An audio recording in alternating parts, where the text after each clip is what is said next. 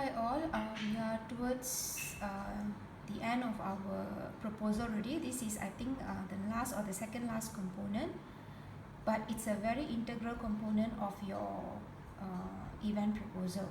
So risk management, I'm sure you have heard what is crisis management. But risk management may be new to some of you, so I will just go and brief you about risk management. So the difference between crisis management and risk management is crisis management is concerned with responding, managing and recovering from an unforeseen event. Just like what is happening right now, COVID-19, it's a crisis because it's an unforeseen event. So what the country is doing now is MCO. We are doing MCO. We are also doing contact tracing. So basically these are the ways to manage and recover from this pandemic. So we act after the crisis has taken place. But risk management is different. Risk management is more of like planning.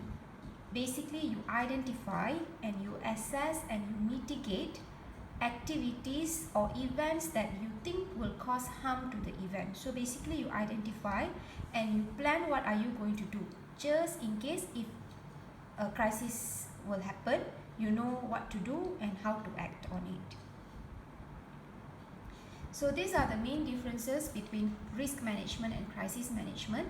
So risk management is systemic and ongoing. You have to keep planning the risk management. Crisis management is based on episodes, like, it's unforeseen event. So you may not predict it, then suddenly the crisis would have come and you need to deal on how to sort it. Maybe by setting up a crisis communication team, or by setting up, just like if you notice what is happening in our country right now, you can see that there is one spokesperson, which is the DG. He is doing the talking. So, that is crisis management. The next one is, you can see risk management look at overall perspective. The responses are vary, the time perspective varies, but crisis management is more very specific to what is happening. So when the crisis has taken place, then only you do crisis management. Risk management is you plan before the crisis takes place so that you know the responsible people, you know who are the responsible people and what they should do. Okay, so these are the differences. I will share these slides with you. So what is the goal of risk management? So the goal is to make sure the event organizers only take the risk that will help them to achieve the primary objectives while keeping all other risks under control. So you have a risk management so that you keep all the risks under control. Okay, so main risk, the most dangerous risk is causing harm to another person. So this is the reason why we had to postpone or we had to cancel our events because of COVID-19, because COVID-19 is causing harm to another person. So the last crisis that a person or an event or a country should do is death, losing life. That it's actually a very bad crisis because you cannot come out from it. You cannot make human alive again. Okay, next one, damage to equipment, infrastructure or event. Okay, so that is also a major crisis.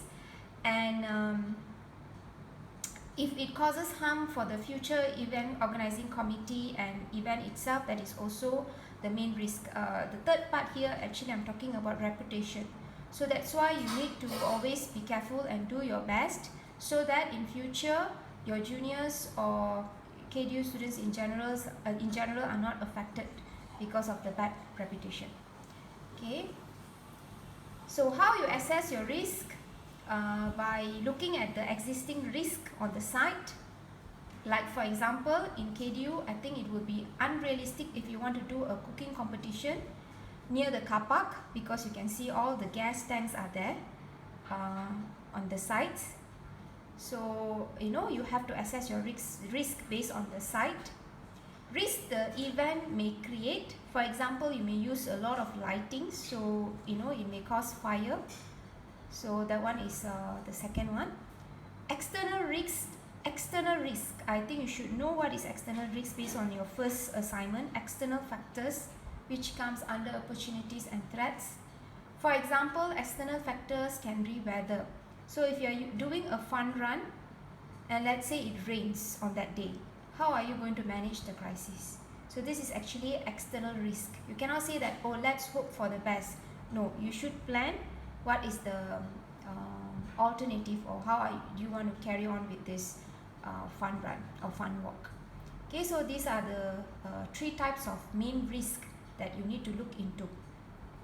Okay, so what you need to do in your assignment is, you have your event, so you need to have your identify your risk. For example, some of you are doing, one group is doing cooking competition. So cooking competition, one of the thing that I can see is safety of the contestants and safety of the audience as well.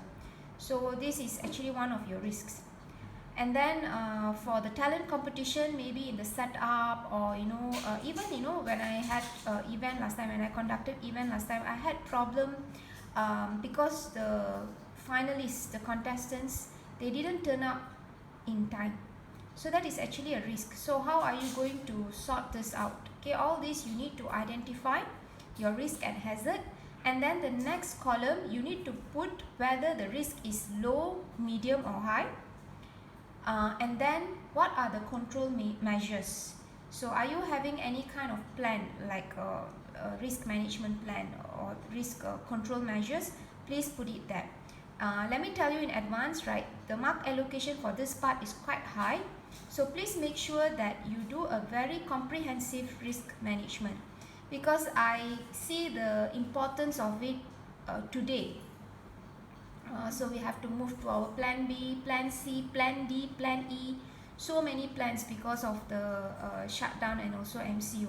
So risk management, please do a very tedious and complete risk management.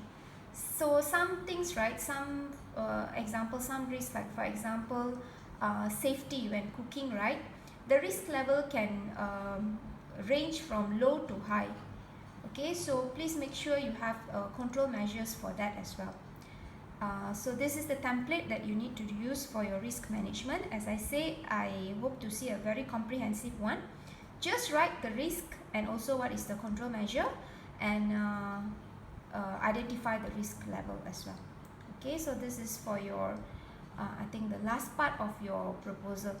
I think you have another part which is your self-reflection, and I will explain that in another video.